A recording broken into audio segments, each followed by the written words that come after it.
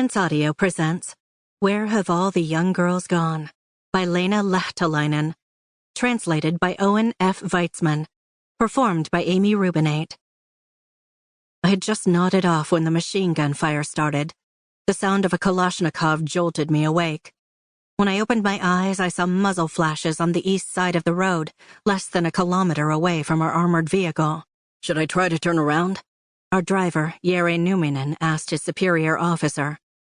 Behind us, there was only darkness. The gunfire hadn't reached us yet, but the two four-wheel drive patrol vehicles in front of us were taking hits.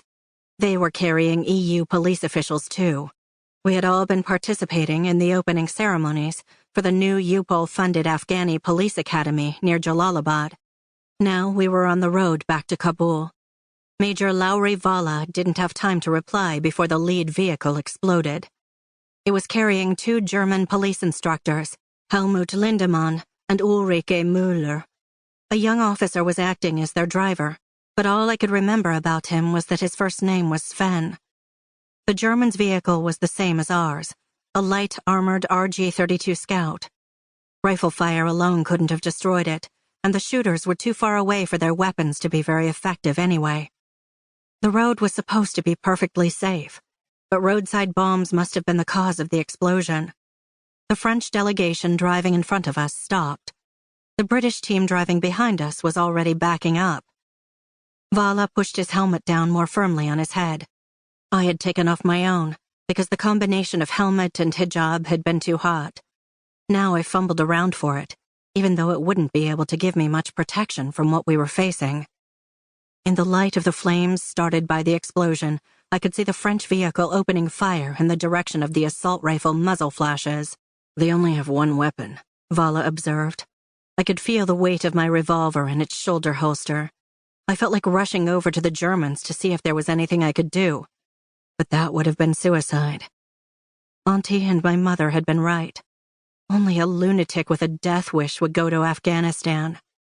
I'd been an irresponsible imbecile to agree to come on this trip, and now I would never see my children, Ida and Tonelli, again. When Vala picked up a Heckler & Koch MP5 submachine gun from the back of the Jeep and slipped its barrel through the vehicle's purpose-built firing port, I found myself praying. I realized I didn't know to what god I was addressing my entreaties, the Lutherans or the Muslims, but the latter probably had a stronger foothold in these parts. Vala's face held a blank expression as he opened fire. The attackers were far away, and he was mostly just shooting as an intimidation tactic, but he emptied the entire 30-round banana magazine. The French continued to lay down fire, and gradually the distant muzzle flashes faded away.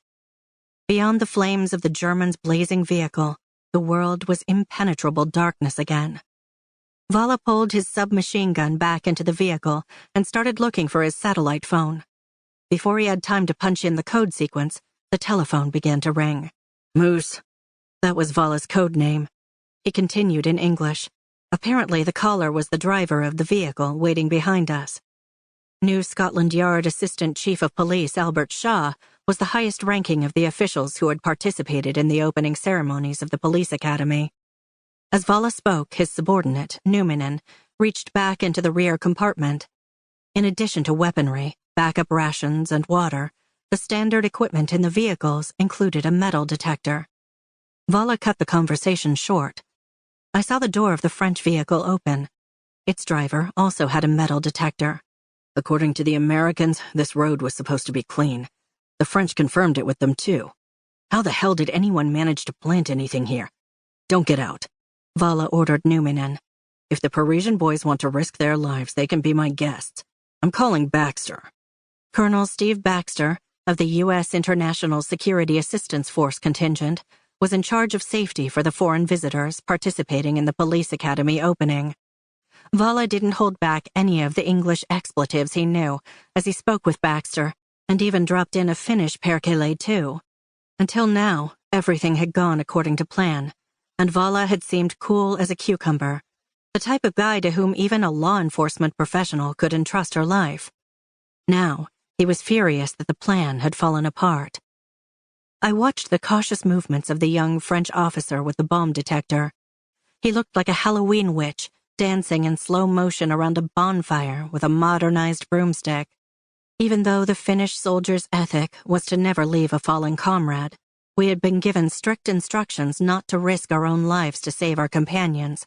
Ulrike and I had been responsible for training the female police officers, and we had become friends. I thought of Ulrike's strawberry blonde bun and the curls that were always trying to escape it, falling to her cheeks and neck. I smelled the stench of burning hair. I could only hope she had been killed instantly. It was just by chance that the Germans' vehicle had been at the head of the convoy. The second French soldier had brought out a foam fire extinguisher, but its spray didn't seem to be having any effect on the flames leaping into the sky. The Brits left their vehicle as well, to bring a more effective fire extinguisher. When Numinen tried to leave the vehicle again, Vala grabbed him by his upper arm. Numinen sat back down behind the steering wheel. Vala had finished his phone call. Baxter doesn't know what went wrong. Fox Company from the 112th was supposed to be monitoring the road. No one can get a hold of them. Reinforcements are on their way. The choppers are already lifting off from the nearest NATO base, which is about 10 clicks from here. The cavalry will arrive, but very late. What did they say in those speeches today? The new police academy is an important step toward democracy and a spark of hope for a war-torn nation. Quite a fire from one little spark. I didn't feel like responding. It's normal for people experiencing mortal danger to run at the mouth, but I wished he would shut up. I couldn't stand any more chatter. I had never felt so impossibly small and helpless as I did at that moment, looking on as the lives of 3 people faded into ash in the middle of a dark and desolate wasteland.